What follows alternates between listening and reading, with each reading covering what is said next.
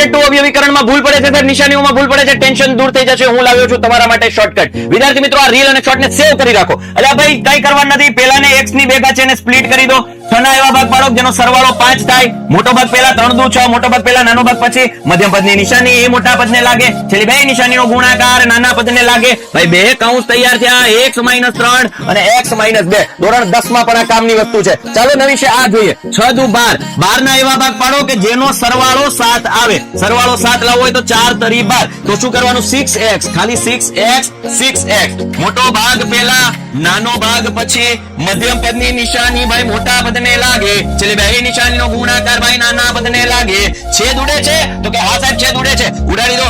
2 દુ 4, 2 તેરી 6, 3 દુ 6 એમ થાય 1. ભાઈ કાઉન્ટ થઈ ગયો 3x + 2, 2x + 1. આ ટ્રીક ધોરણ 10 માં પણ કામ લાગશે. વિદ્યાર્થી મિત્રો, આવી ટ્રીક માટે ચેનલને સબસ્ક્રાઇબ કરો, પેજને